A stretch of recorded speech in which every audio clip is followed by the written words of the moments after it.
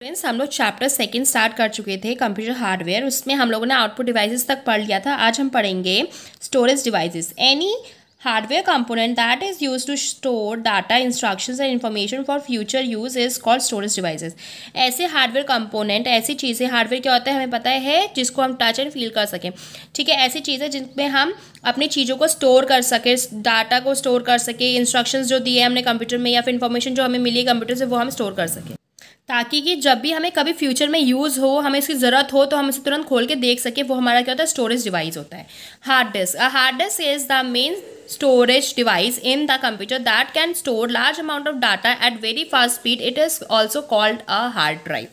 Hard disk कैसे दिखता है हमारा, ये हमारा जो हार्ड डिस्क है वो मेन स्टोरिंग डिवाइस होता है। सबसे ज़्यादा मेन कह सकते हो, अगर आपको कोई भी चीज़ स्टोर करनी है कंप्यूटर के अंदर तो इसी में ज़्यादातर अमाउंट में हम कोई भी डाटा है स्टोर कर सकते हैं, चाहे कितना भी बड़ा डाटा हो। ठीक है, और बहुत ही फास्ट स्पीड में, बहुत तेज़ी से, और इसको हार्ड ड्राइव भी बोलते हैं। कंप्यूटर के अंदर हमारा हार्ड डिस्क पाया जाता है कोई भी डाटा को स्टोर करने के लिए।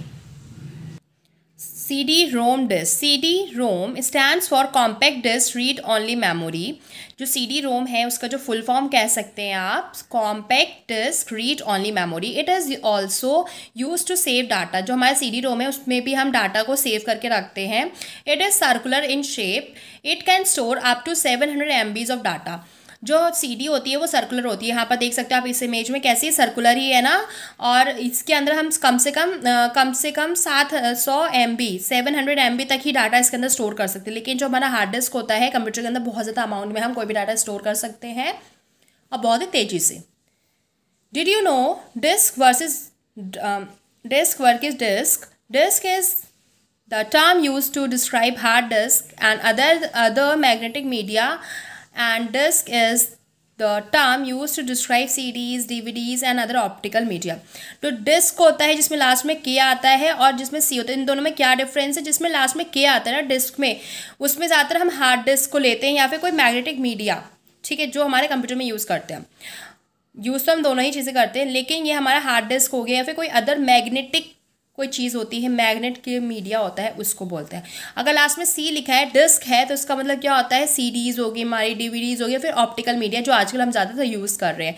ठीक है, DVD disc, DVD stands for digital video disc. It is similar to a CD in shape but has a larger storage capacity. जो हमारा डिजिटल वीडियो डिस्क है उसको DVD भी बोल सकते हैं हम।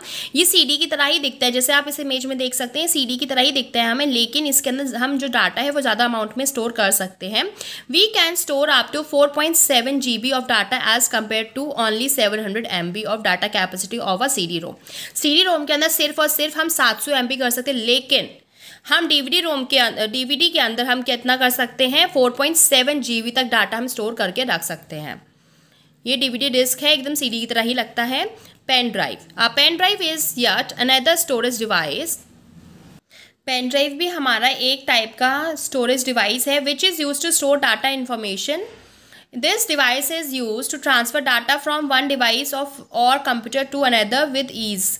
ठीक है, जो ये पेन ड्राइव होती है उससे क्या किया जाता है, जो डाटा है या फिर या तो किसी तो जो PD है उसका हम यूज़ करते हैं कोई डाटा को ट्रांसफ़र करने के लिए एक डिवाइस से दूसरी डिवाइस में या फिर कंप्यूटर में, अब एक डिवाइस से कंप्यूटर के अंदर बहुत ही ईजी तरीके से। It is most commonly use data storage device. ये सबसे ज़्यादा पेन ड्राइव आजकल सबसे ज़्यादा हम यही यूज़ कर रहे हैं कोई डाटा को स्टोर करने के लिए, या फिर हमें किसी डाटा को दूसरे डिवाइस में सेंड करना है या फिर कंप्यूटर में सेंड करना है तो हम PD के थ्रू कर लेते हैं।